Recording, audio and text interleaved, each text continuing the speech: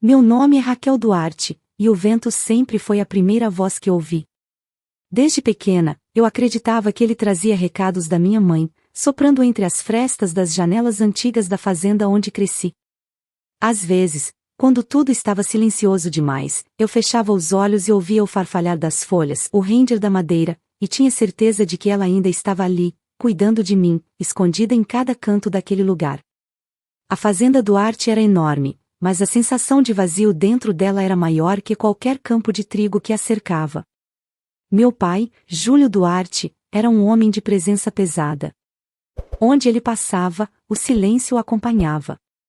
Tinha a voz firme, as mãos duras e o olhar que não deixava espaço para resposta. Desde cedo aprendi que na nossa casa não existia conversa, apenas ordens. Raquel, sente-se direito. Raquel, não responda. Raquel, não questione o que é melhor para você. Cada frase era uma parede a mais erguida entre nós. Ele acreditava que disciplina era sinônimo de amor e que autoridade era a única forma de respeito. E eu, menina, acreditava que o amor dele ainda existia em algum lugar, apenas estava escondido atrás de tanta frieza. Minha mãe, Helena, era o oposto dele. Ela falava com doçura, andava com calma e olhava como quem enxergava a alma das pessoas. Gostava de acordar antes do sol nascer para preparar café e ler poemas em voz alta, enquanto o aroma do pão se espalhava pela cozinha. A vida é feita de palavras, Raquel. Quem não fala, desaparece. Eu a ouvia fascinada, mesmo sem entender totalmente o que ela queria dizer. Hoje eu entendo. Era um aviso. Um pedido disfarçado em poesia. Quando minha mãe morreu, o mundo perdeu o som. Lembro do velório como se ainda estivesse lá, o cheiro de flores, o calor abafado da sala e o rosto do meu pai imóvel, como uma estátua. Eu chorava tanto que mal conseguia respirar, mas ele não derramou uma lágrima sequer. Agora você só tem a mim, ele disse, sem emoção, como quem comunica uma sentença. A partir daquele dia, o nome dela foi proibido em casa. Eu tentei repetir, em vão. Mãe, não diga esse nome, Raquel. E eu calei. O tempo passou, mas o silêncio ficou. Aos poucos, percebi que viver ali era como andar em um campo minado, qualquer palavra podia explodir uma discussão. Ele controlava tudo, o que eu lia, o que eu vestia, até os amigos que eu podia ter. Você não precisa de ninguém, Raquel. O mundo lá fora é cruel. O mundo dele também era, mas ele nunca percebeu. Eu aprendi a sorrir quando precisava e a me calar quando doía. E doía quase sempre. Mesmo assim, eu encontrava refúgio nas lembranças de minha mãe. À noite, depois que meu pai adormecia, eu acendia uma lamparina e abria um pequeno caderno azul que ela me dera. Na primeira página, ela escreveu, para quando o silêncio doer demais. Ali eu escrevia tudo o que não podia dizer. Desabafos, sonhos, medos, até frases que eu imaginava que ela me diria se ainda estivesse viva. Era como conversar com um fantasma, mas era o único diálogo verdadeiro que eu tinha. Com o passar dos anos, meu pai se tornou ainda mais rígido. O poder que conquistou na cidade o fez acreditar que podia controlar tudo e todos. Era respeitado, temido e bajulado. E, quanto mais ele crescia diante dos outros, mais eu diminuía aos olhos dele. Ele me via como uma fraqueza, uma lembrança de um amor que ele queria apagar. Você precisa parar de ser tão sonhadora, dizia ele. Poesia não paga contas. Eu apenas abaixava a cabeça, mas por dentro gritava.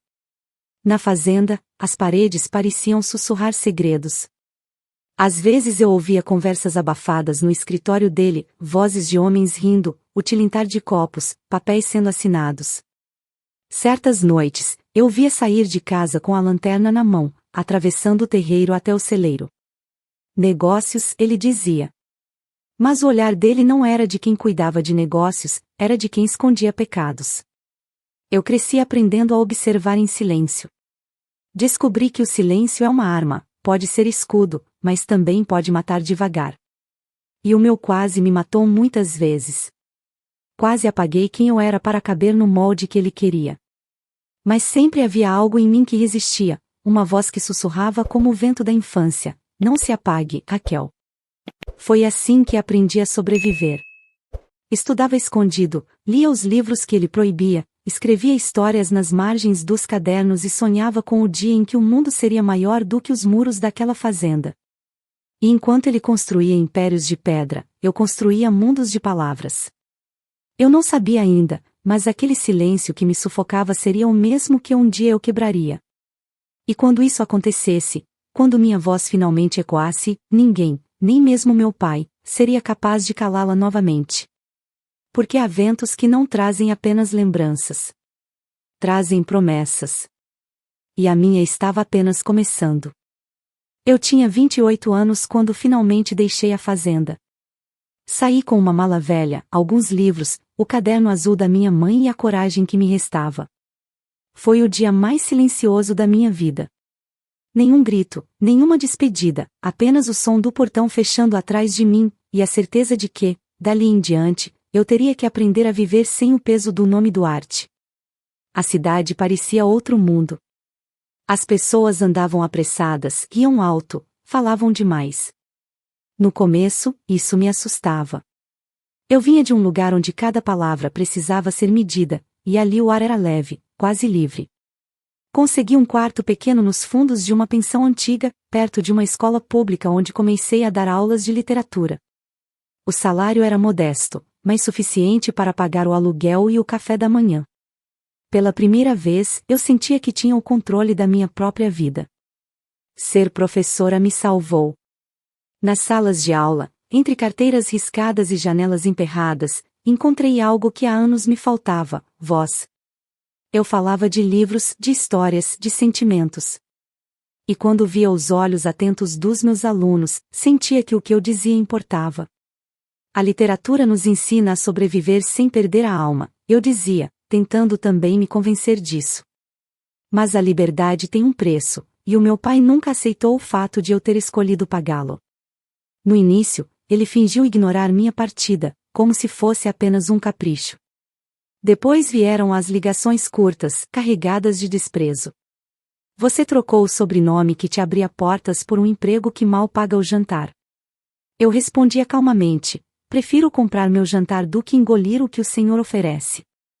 Ele desligava antes de me ouvir terminar. O tempo só aumentou a distância entre nós.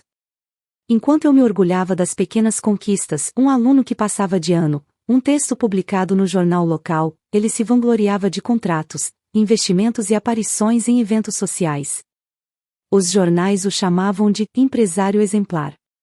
Para mim, ele continuava sendo o mesmo homem frio que transformava tudo em moeda de troca, até o amor. Um dia, fui convidada para dar uma palestra sobre o poder da leitura em uma escola de elite. Era a primeira vez que eu subiria num palco. Passei a noite ensaiando, nervosa, imaginando como minha mãe reagiria se estivesse viva. No meio do discurso, vi um homem de terno na plateia. O coração gelou. Era ele. Júlio Duarte. Meu pai. Sentado na primeira fila, com aquele olhar que congelava qualquer emoção. Quando o vi levantar a mão, temi o pior. Ele pediu o microfone. Interessante ouvir minha filha falar sobre independência, disse, com um sorriso que não alcançava os olhos. Mas gostaria que ela contasse também quem paga a conta de tanta filosofia barata. Risadas discretas ecoaram na plateia. Meu corpo inteiro tremia, mas eu o encarei. Respirei fundo e respondi: a conta, pai, quem paga sou eu. Todos os dias, quando escolho ser quem sou em vez do que o Senhor queria que eu fosse. A sala ficou em silêncio. Ele se levantou e saiu.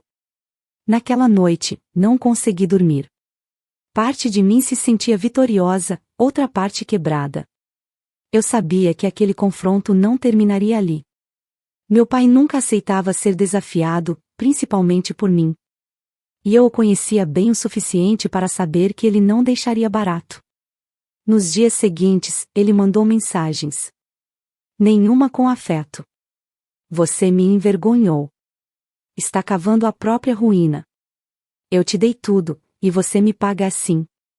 Eu não respondi nenhuma. Mas o que eu não sabia era que, enquanto me calava, ele já planejava algo maior, algo que me tiraria o pouco que eu tinha conquistado. Enquanto isso, minha vida seguia. Eu me apegava aos meus alunos, às minhas leituras e à pequena rotina que construí.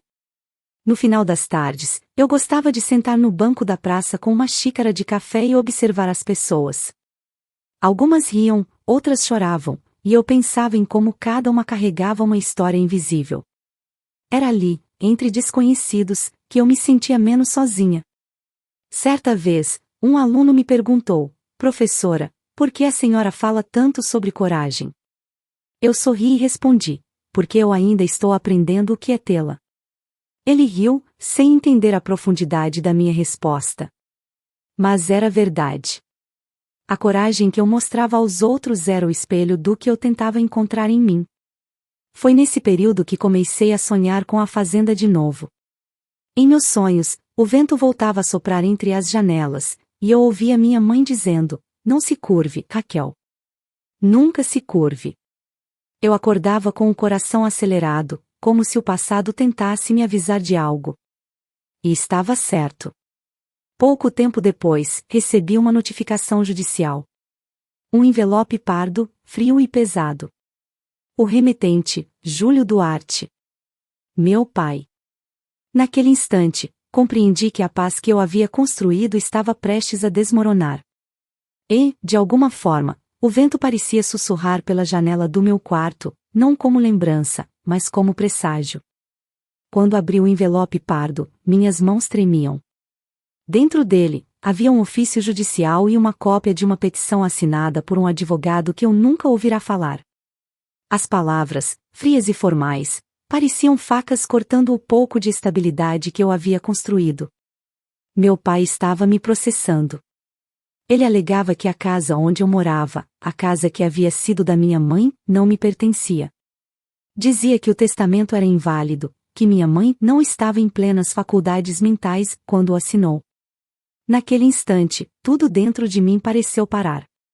Eu li e reli o documento várias vezes, tentando encontrar alguma explicação, alguma brecha que tornasse aquilo um mal-entendido.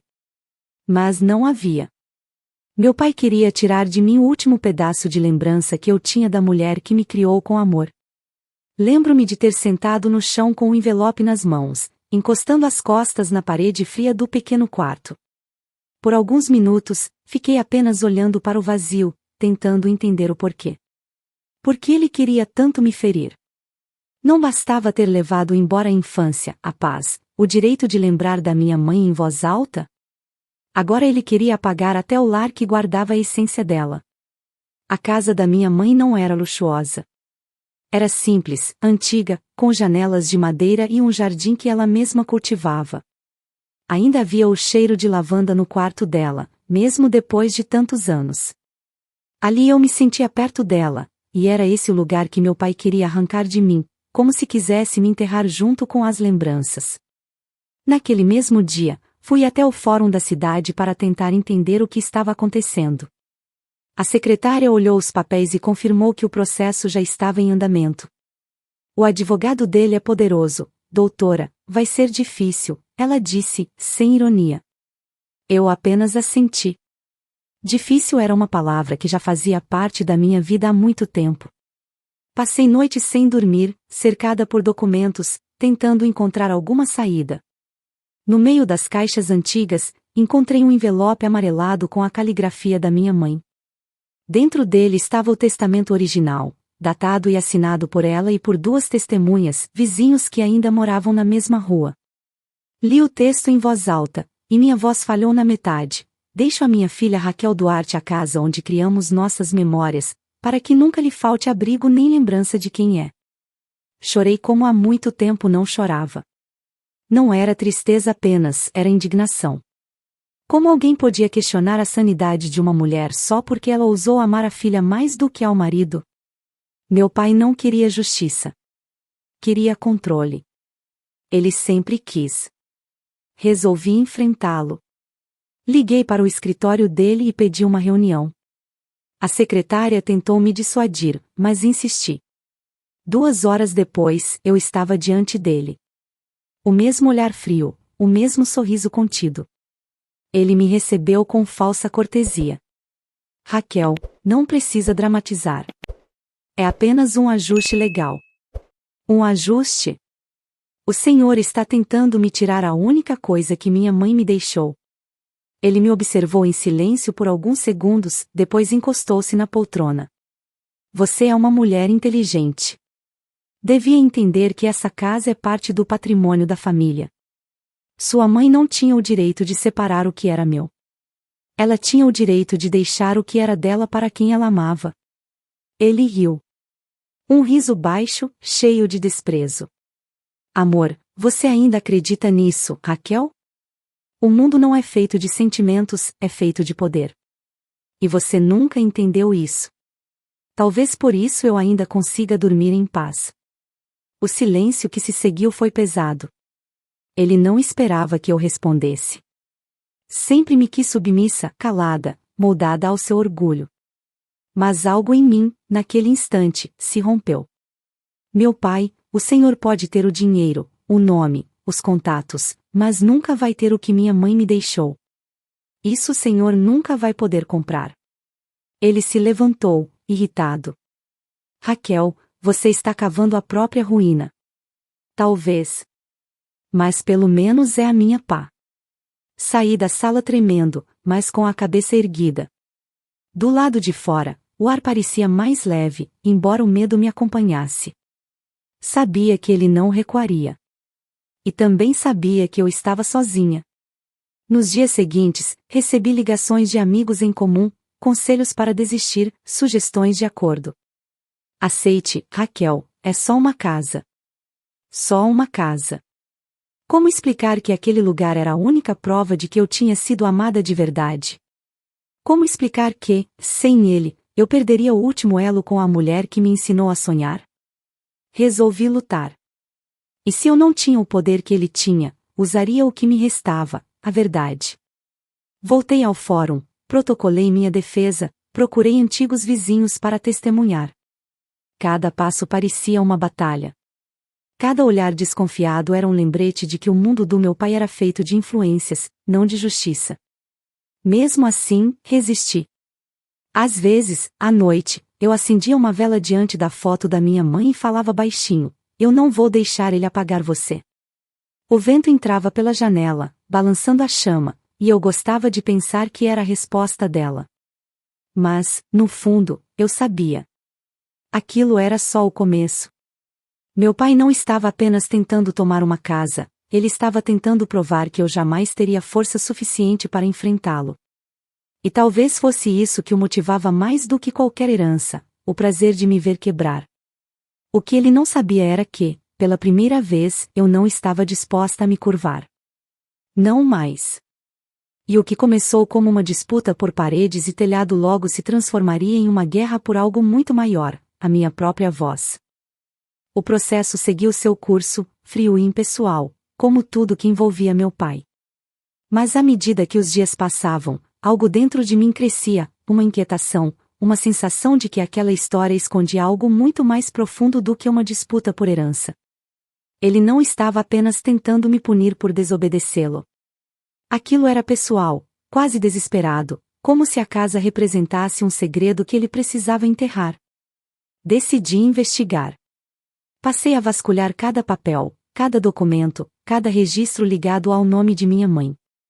Descobri que, antes de morrer, ela tinha procurado um contador, pedido extratos bancários e feito anotações sobre transações que envolviam o nome de meu pai e o do juiz Fernando Alves. Aquele mesmo que agora presidia o meu caso. Meu coração acelerou. Fernando Alves. Eu lembrava dele. Quando criança, o via algumas noites na fazenda. Chegava em carros pretos, sempre tarde, e se reunia com meu pai no escritório.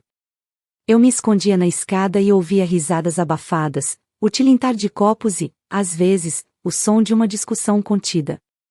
Minha mãe evitava comentar, mas lembro de uma noite em que ela disse, com a voz trêmula: o que eles estão fazendo vai destruir tudo. Na época, eu não entendi. Mas agora, com os papéis espalhados sobre a mesa, as peças começaram a se encaixar. O juiz que deveria julgar o caso com imparcialidade era o mesmo homem que, anos antes, frequentava nossa casa às escondidas. Fui até o cartório para pedir cópias de registros antigos. As atendentes cochicharam, claramente desconfortáveis. Quando mencionei o nome de Fernando Alves, o silêncio se instalou. A senhora tem certeza de que quer se envolver com isso? Perguntou uma delas, em tom de aviso. Eu apenas respondi, já estou envolvida desde que nasci. À noite, eu quase não dormia. A lembrança da minha mãe parecia mais viva do que nunca. Eu me via criança outra vez, ouvindo-a chorar atrás da porta trancada do quarto, pedindo a meu pai que parasse, que pensasse em mim. Agora, adulta, percebia que o medo dela não era apenas de perder o marido, era de perder a alma da família inteira. Comecei a revisitar a casa da fazenda. Precisava de respostas. Mesmo que o lugar ainda me causasse calafrios, algo me empurrava de volta.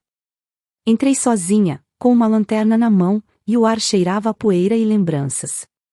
As paredes, antes brancas, estavam amareladas pelo tempo. Tudo permanecia quase igual, exceto o silêncio, esse parecia mais denso, como se a casa também guardasse o que nunca foi dito. Entrei no antigo escritório do meu pai, aquele onde ele e o juiz costumavam se reunir. A escrivaninha continuava lá, imponente, com uma gaveta emperrada. Forcei até conseguir abrir. Dentro, havia um maço de papéis amarelados e uma agenda de couro. As páginas traziam anotações cifradas, números, datas. Uma, em especial, me chamou a atenção. Reunião, F. Alves, 14/06, resolver questão da escritura de H. H. Helena. Minha mãe. Naquele instante, senti um arrepio percorrer meu corpo. Tudo o que eu suspeitava parecia se confirmar. O testamento que ele agora tentava invalidar não era uma questão de herança, era prova de algo que ele queria apagar desde o início.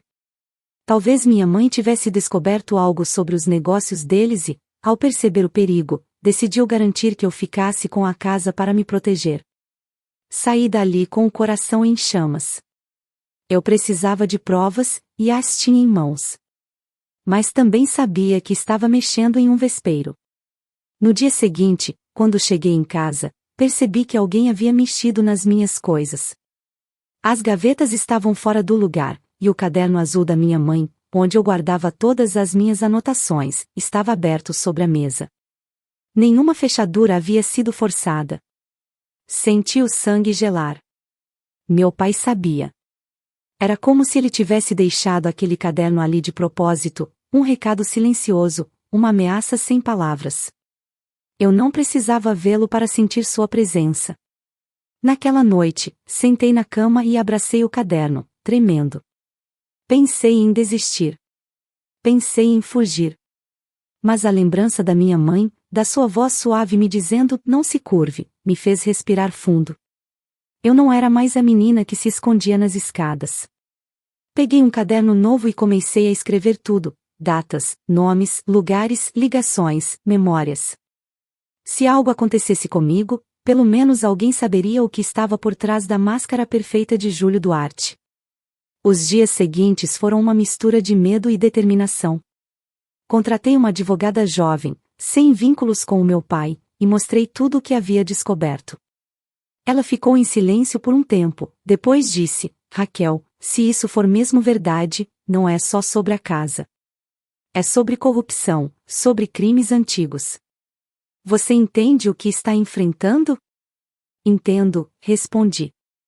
Mas já passei a vida toda sendo o que ele queria. Agora é a minha vez. Ela assentiu. Então vamos até o fim. E naquele momento, percebi que o que eu estava prestes a fazer não era apenas lutar por um pedaço de terra ou uma lembrança.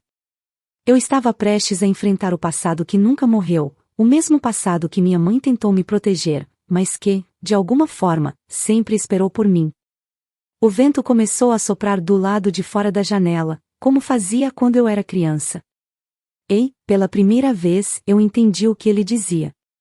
Não era apenas o som da noite. Era a promessa de que, se eu tivesse coragem, a verdade enfim viria à tona. Depois que encontrei os registros na fazenda, algo mudou dentro de mim. O medo ainda existia, mas era como uma ferida cicatrizando, ardia, porém me lembrava que eu ainda estava viva. Comecei a sentir que minha mãe havia deixado mais do que memórias, ela deixara rastros, pequenos sinais escondidos nas frestas do tempo, esperando que eu tivesse coragem de segui-los. Passei dias revirando caixas, cadernos, velhos papéis de família. Cada gaveta era uma nova chance de entender o que realmente aconteceu antes de sua morte. Até que, em uma tarde chuvosa, mexendo em uma antiga mala de couro guardada no porão da casa, encontrei um embrulho envolto em um lenço azul desbotado. Dentro havia uma fita cassete e um bilhete, escrito na caligrafia delicada da minha mãe: se um dia a verdade tentar ser apagada, que esta voz a desperte. O coração quase saiu pela boca. Eu fiquei parada, segurando aquela fita como se ela queimasse em minhas mãos. Por um instante, pensei em não ouvir. Parte de mim temia o que poderia estar gravado ali, a outra parte sabia que aquele era o elo que faltava. Peguei um gravador antigo que ainda guardava de lembrança dos tempos de escola. A fita chiou, engasgou, depois começou a girar. A primeira voz que ouvi foi a de meu pai. Inconfundível. Fria, firme, calculada. Fernando, isso precisa sumir. Você me prometeu discrição. O juiz respondeu com uma risada seca: promessas têm preço, Júlio. E o seu subiu. Não me provoque. Já apaguei gente por menos. Por um momento, o som do vento lá fora se misturou ao som do gravador. Eu mal conseguia respirar. E a Helena? O juiz perguntou. Ela já entendeu o recado. Não vai abrir a boca. Um silêncio pesado se seguiu. Depois, o som de uma pancada. Uma cadeira arrastando. Um copo quebrando. E então, a voz da minha mãe, distante, trêmula: Júlio, pare, você vai se arrepender. A fita parou ali, engolida por um chiado que me fez estremecer. Eu fiquei imóvel, o gravador ainda apertado entre as mãos. A gravação não deixava dúvidas. Meu pai e o juiz estavam ligados por algo sujo, algo que minha mãe descobriu, e pagou caro por isso. Chorei por horas. Mas, no meio das lágrimas, algo dentro de mim endureceu. Aquele pedaço de fita era mais do que uma prova. Era a voz dela voltando à vida, me chamando para terminar o que ela começou. Guardei a fita em uma caixa metálica e escondi no fundo do armário, junto com cópias digitalizadas que fiz no computador da escola. Não podia correr o risco de perdê-la. Na manhã seguinte, procurei minha advogada, Clara. Entreguei-lhe uma das cópias, e quando ela ouviu os primeiros segundos, o rosto dela empalideceu. Meu Deus, Raquel, isso é uma bomba. É a verdade, respondi. E eu não vou mais fugir dela. Ela respirou fundo. Se a gente entregar isso agora, o caso sai do controle. Vai virar uma investigação criminal. Você entende o que significa? Seu pai pode tentar te calar. Ele já tentou a vida inteira. Clara me olhou nos olhos, e pela primeira vez eu percebi um misto de medo e admiração no olhar dela. Então precisamos ser inteligentes. Vamos esperar o julgamento. Deixe que ele pense que ainda tem poder.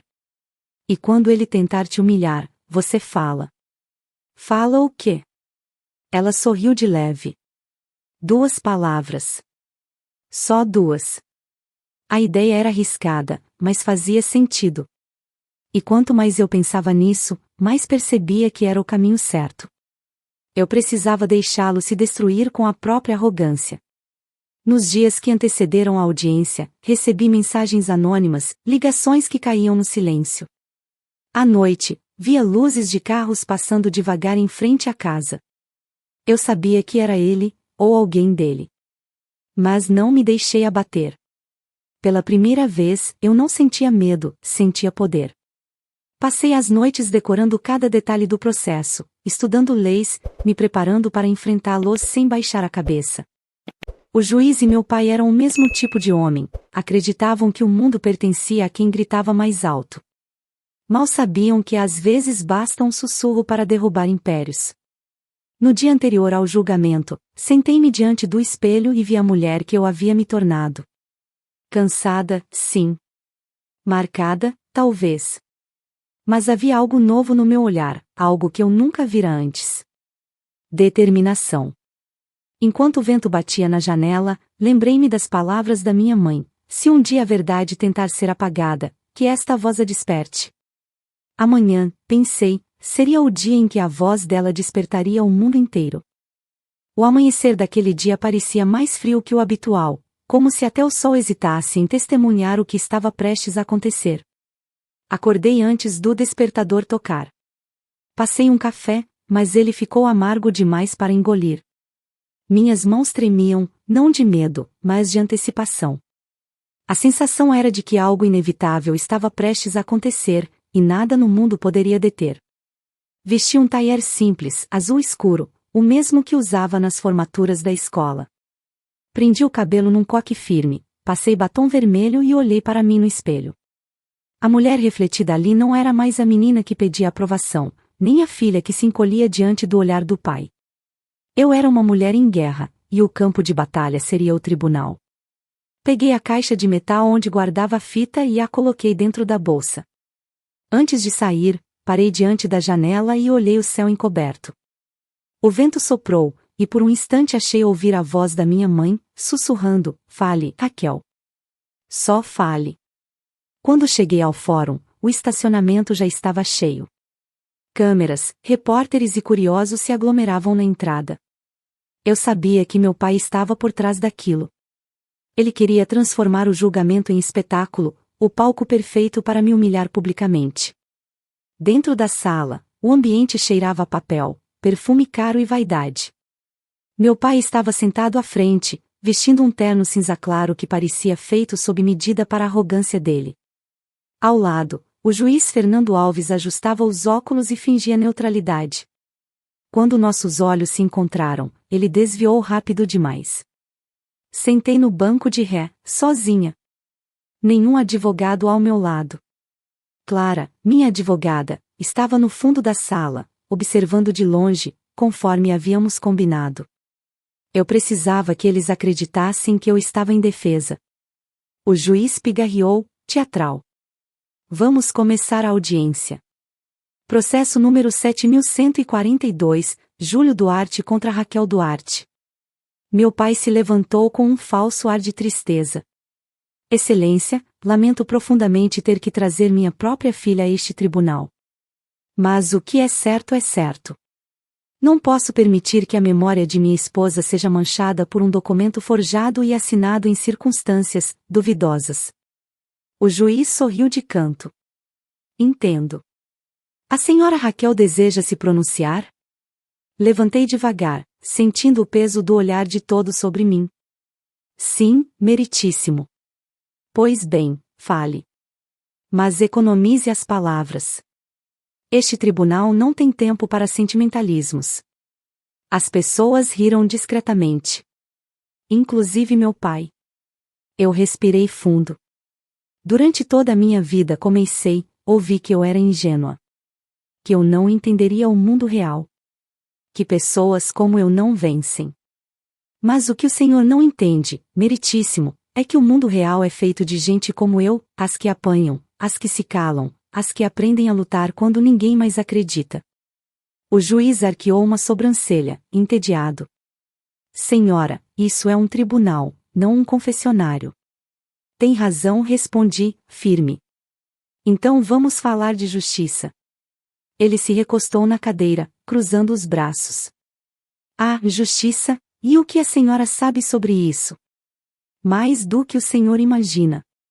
O murmúrio se espalhou pela sala. O juiz pigarreou novamente, impaciente. Se não tem provas, recomendo encerrar sua fala e aceitar um acordo. Seu pai é um homem influente, e creio que ele pode ser generoso. Meu pai sorriu. Um sorriso que eu conhecia bem, o mesmo que ele usava quando achava que já tinha vencido. Foi então que me inclinei levemente sobre a mesa e sussurrei duas palavras. Fita gravada. O rosto do juiz empalideceu instantaneamente. O sorriso do meu pai se desfez como cera sob o fogo. A sala mergulhou num silêncio absoluto, o tipo de silêncio que antecede as tempestades. O juiz tentou disfarçar. Não entendo o que quer dizer, senhora Duarte. Entende, sim, respondi, olhando-o nos olhos. Entende perfeitamente. Está tudo registrado. Cada palavra. Cada encontro. Cada ameaça. A voz do Senhor, e a dele. Apontei para meu pai. Um repórter se levantou abruptamente. Outro correu para a porta. O barulho das câmeras começou.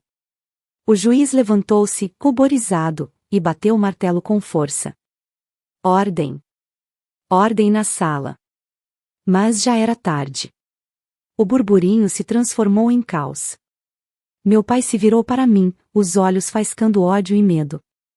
O que você fez, Raquel? Eu apenas falei, pai, respondi com calma. A verdade tem voz própria. Clara se aproximou, tirando o pendrive do bolso. A fita foi entregue à corregedoria. O conteúdo está sendo periciado neste momento. O juiz cambaleou ao tentar sentar novamente. Meu pai segurou a beirada da mesa, sem cor no rosto. Pela primeira vez, ele parecia humano, vulnerável, pequeno. A audiência foi suspensa. Guardas entraram na sala. O silêncio, antes cúmplice, agora era pesado de vergonha. As pessoas cochichavam, os flashes das câmeras queimavam o ar. Eu permaneci parada, respirando devagar. Quando saí, o vento frio me atingiu o rosto, e o barulho das vozes atrás de mim se dissolveu no ar. Por um segundo, olhei para o céu. As nuvens começavam a se abrir, e o sol, tímido, despontava entre elas. Senti uma lágrima escorrer, mas não era de tristeza. Era alívio. Naquela manhã, dentro daquele tribunal, a voz que tentaram calar por tantos anos finalmente falou. Não foi um grito, nem uma vingança. Foi apenas a verdade, e ela soou mais alta do que qualquer sentença. Os dias que se seguiram ao julgamento foram um turbilhão. Eu me lembro do som dos repórteres na porta, das vozes misturadas pedindo entrevistas, das câmeras tentando capturar cada expressão do meu rosto, mas tudo parecia distante, abafado, como se eu estivesse debaixo d'água. Eu tinha vencido, mas a vitória vinha com o gosto amargo de tudo o que foi perdido para que ela acontecesse. A fita foi entregue oficialmente à Corregedoria de Justiça e, em poucas semanas, o escândalo tomou o estado inteiro. As gravações eram claras, inquestionáveis. A voz do juiz Fernando Alves e a de meu pai ecoavam pelas manchetes, pelos telejornais, pelas rádios. Suborno, corrupção, desvio de verba, intimidação. O império que meu pai havia construído durante décadas começou a ruir como um castelo de areia atingido pela primeira onda. O juiz foi afastado imediatamente.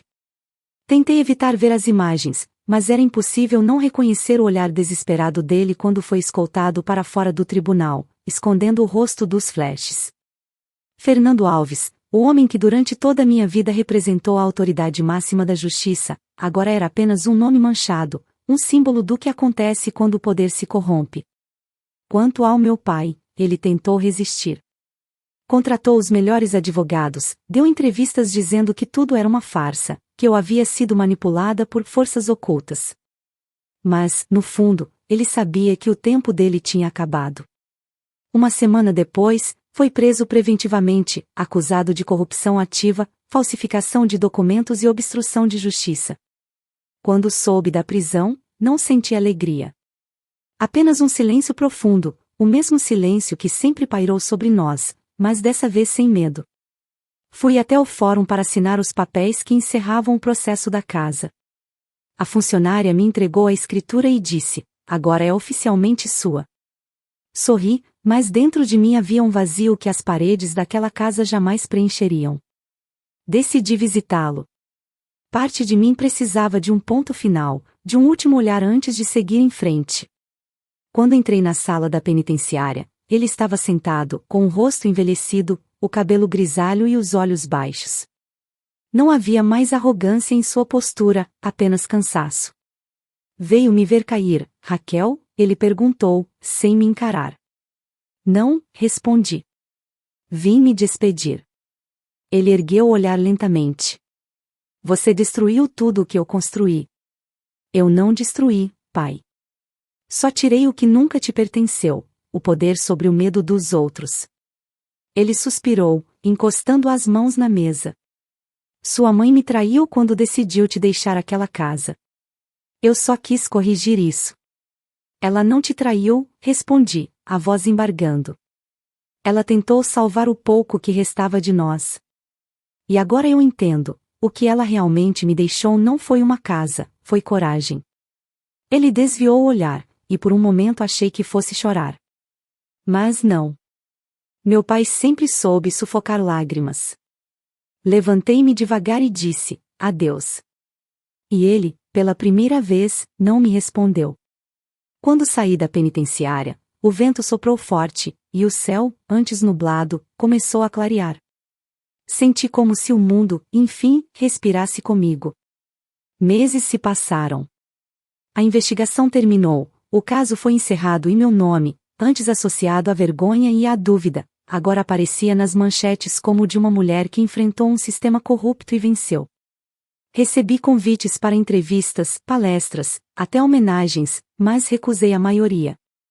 Não fiz o que fiz para ser celebrada. Fiz porque era o que precisava ser feito. Usei o dinheiro da indenização para reformar a antiga casa da minha mãe. As paredes foram pintadas de branco, o jardim voltou a florescer, e o cheiro de lavanda retornou, como se ela tivesse apenas saído por um instante e logo voltaria. Na varanda, coloquei uma placa com o nome que ela sempre dizia que daria à casa, Refúgio Helena. Ali, comecei um pequeno projeto social para meninas em situação vulnerável. Ensinei-as a ler, a escrever, a encontrar na palavra a força que o mundo muitas vezes tenta arrancar delas. Às vezes, enquanto uma delas lia um poema em voz alta, eu fechava os olhos e ouvia o eco da minha mãe, como se o tempo tivesse dado uma volta completa e tudo finalmente fizesse sentido. Certa tarde, uma das alunas me perguntou, professora, por que a senhora luta tanto por justiça? Sorri e respondi, porque um dia me chamaram de ingênua e burra por acreditar nela. E foi justamente acreditando que eu encontrei a mim mesma. Hoje, quando o vento sopra pelas janelas da casa, não ouço mais sussurros de medo. Ouço vozes vivas, de risadas, de leitura, de futuro. Às vezes, o vento ainda traz um som suave, quase familiar, como um canto distante. E eu gosto de pensar que é ela, minha mãe, dizendo que está orgulhosa. O passado, enfim, descansou. A justiça não foi apenas feita nos tribunais, mas dentro de mim.